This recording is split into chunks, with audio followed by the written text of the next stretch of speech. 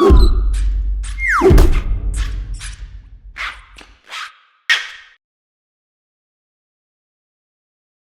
everyone, welcome to another Goody Reader nighttime comparison video. It's going down for real. My name is Michael. My name is Peter. And we have here the Kobo Glo HD on the left and the Kobo Aura on the right. Correct. Now, there's a little bit of fundamental differences between these two devices. The Kobo Aura has a capacitive touchscreen display. The screen's flush with a bezel. The Kobo Glo HD has an IR touch display, but it does have significantly better resolution as well as higher PPI. Correct. That's all fine and well, but how does that affect the resolution on maybe the nighttime reading experience? Because that's what we're here for. First thing we're going to look at is just both of them on 100%. You'll see that the background colors are very similar. They have just a little bit of subtle differences in the text. You'll see that not only the resolution is different, the heaviness of the color is different too. So you actually have a much more faded see-through black here, whereas it's very thick and very clear and crisp on this one. Yeah, it's a lot more well-defined. That's due to just the better screen technology. So most of the time, you click the middle and locate the little sunshine logo at the top, and then you can change the brightness. But each of these bring their own kind of intuitive way to change brightness to the table. For example, on the Aura, you can change the brightness using 2 fingers up and down. Kobo said, well, that's really cool, but every time you want to do that, you need 2 synchronized fingers. Whereas on the Glo, you can actually just use your 1 finger once it registers your first swipe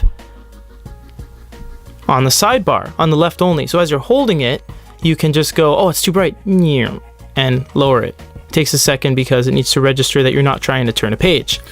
So that's some of the drawbacks of IR touch. Yeah, exactly. Next, we're going to look at different light levels. So we'll click the sunshine logo at the top. We're both at 100%. We'll lower it to about 75-ish, 70%. About 70% there. So that's that. Go to about 50, and feel free to pause the video at any point in time, of course. 47, 48, that's about 50. Now you can already see some differences here. And then we'll go to about the 15% range, and it starts to get a little bit unreadable because this room is completely black, but you know, find that even brightness level for yourself and all will be well. So what we're going to do is go to about 50% here and look at some of the imperfections, because we love doing that. So you'll see here on the Kobo Glo, you have very intense lights at the bottom. That's because the LEDs are there, etc. Same with the Kobo Aura. You see these black kind of gray waviness, and the top have this really huge overexposed white line because that's kind of where the light ends. So you're always going to get little imperfections, but that doesn't mean that they're not great glow lights, because they are. They're perfectly readable. They're perfect light distribution. We're just, trying to find things wrong with it. I found from our tests so far that the Glo HD likely has a superior like a white balance in terms of when you're at mid, like 50% all the way to 100%, the screen's whiter, the text is crisper, more well defined. I think so. But that's not to say that the Aura is failing in any regards. It's just that the newer model simply just gives a little bit of a better user experience. Now, is the glow light on the Glo HD worth upgrading to if you have an Aura?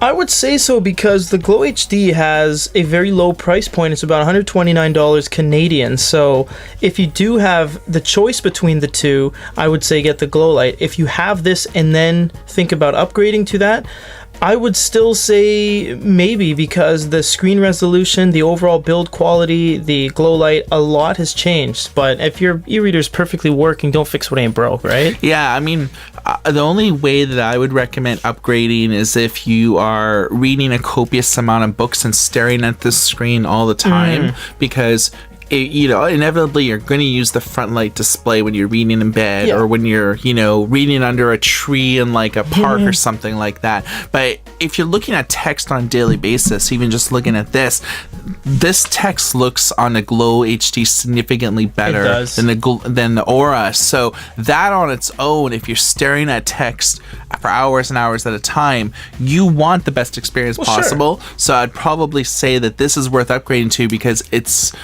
not much of a price, you know. No, it's not a like you're spending minuscule $200 upgrade. or No, something like that. exactly. Minuscule upgrade. All right, so you've heard our thoughts. Let's hear yours. Drop a comment on this YouTube video. If you're watching this video on another website, you can visit youtube.com/GoodyReader.